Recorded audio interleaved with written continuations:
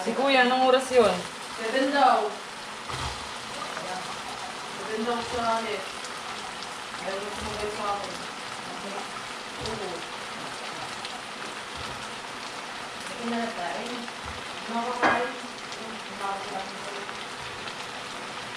Pero kay Kuya dito, matigdalawa kami. Ano? Yung chicken. 3. Maui, hindi ko magbabaon. Wala siyang pasok. Wala siyang pasok? Wala. O sa Friday? Nag-ano daw, Teacher's Day daw kasi. Oh, eh? Ba't sabi mo lang mag-announcement? Ay, di ko lang gusto ka. Mga malalang gamit. Di ko lang gusto.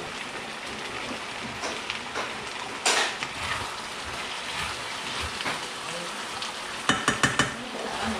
Doon, sa bago. Ito. Ano ka ba alis ngayon na? Ha? Ngayon ka na alis? Oo. Nagluluto pa ako. Ito pa. Naklat mo na yan. Oh.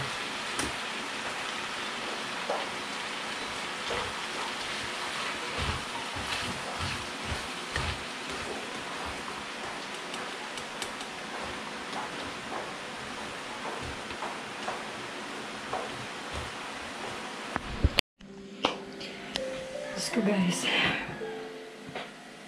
Ang aga kanina. mga 6,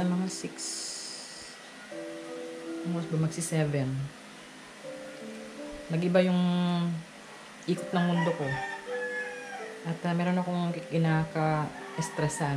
Pero I cannot mention here in my vlog. Basta na-stress talaga ako. At di pa humuhupa. Panghali na ngayon. Mag 2 p.m. Di pa humuhupa yung stress ko. Pero pinapanalangin ko talaga sa Panginoon na gabayan lang yung isip ko, yung katawang ko, yung mga reaction ko, di ba? Kasi ako pa naman pag na-stress iba. So, dinaan ko muna sa kape.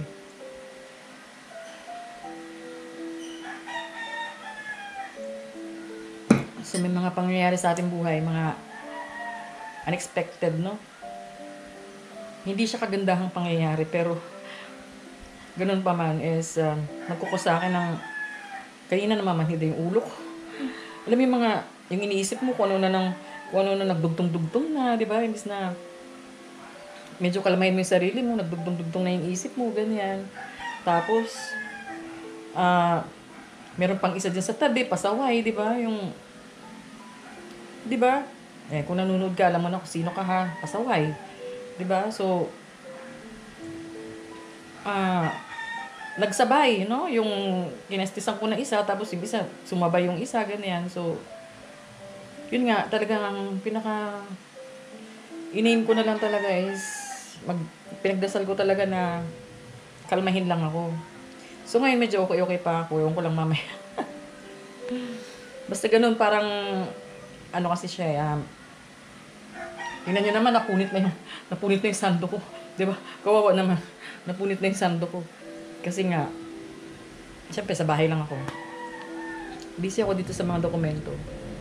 At hindi ako makapag-focus kasi, kumbaga, imbis natutok ka dito, may iba kang iniisip, no? So, yun ang challenge talaga pagdating dito sa business namin. Ang kagandahan lang is, hindi ko kailangan magbiyahe, hindi ko kailangan mag-drive para asikasuhin to. So, yung shifting ng utak ko, dito ka muna, nandito hinaharap ko muna yung sitwasyon, di ba? Tapos, babalik na naman ako sa laptop ko, ganyan yung araw ko, diyan umiikot yung araw ko, di ba? So, yun lang, kung hindi naman kailangan, dapat talaga bukas, meron akong pupuntahan at meron akong kukunin. Kaya lang, next week na lang yun, kasi may priority nga ako dahil mag-BBIR tayo dahil quarter, no? Third quarter na. So, ang daming pinafile. Diyos ko naman. Sana BIR naman, no? Medyo padaliin nyo naman yung proseso. Although, gumagamit ako ng Taksumo. Alam niyo ba yung Taksumo? Gumagamit ako noon kasi nga, para less yung punta dun sa BIR office, no? So, online ako nagpa-file. So, malaking bagay siya. Ganun pa man, meron ka mga books na i-fill up, ganyan. Pero madali lang yung filing dahil nga online. Tapos yun lang yung pag-fill up lang ng books. Doon ako medyo windang. Yeah, so kailangan i-focus ko siya because buong month ng October filing talaga siya. So apat na forming ipa-file mo.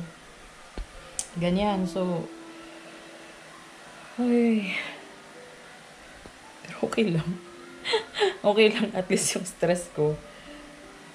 is nandito lang, di ba? Hindi yung nasa ibang bansa ako tapos yung stress ko nandito. At least yung stress ko nandito. Nandito yung katawan ko, nandito yung kaluluwa ko. Nandito yung isip ko, nandito yung stress ko. So, ganun na lang. Okay, so, tingnan natin kung saan nakaabot yung maghapon ko ngayon, no? Ako pa nagising, wala pa akong idlip, tapos nagkape ako ngayon. Sabi ko, mamayang gabi na lang itulog ko ng maaga para makakomplete ako ng ng 8 hours na tulog. Kasi sinisikap ko talaga 7 to 8 hours na tulog. Dahil kahit sabihin pa na nandito lang naman ako, ayoko magpuyat. Hindi natin peg ang magpuyat because importante ang kalusugan natin, lalo na sa ganitong edad natin, no. Iba pa rin yung tulog na maayos, na matino, yung quality na tulog. Yun. So hindi pa habaan ng tulog, quality na tulog, ganyan. Okay? So yan. So abangan na lang natin mamaya kung hanggang saan mag-i-end itong vlog ko. Kahapon hindi na ako nakapagbabay, hindi na nakapag-end dahil sobrang lakas ng ulan. So nagmadali kami ng anak ko. Yan, so ayan. See you later.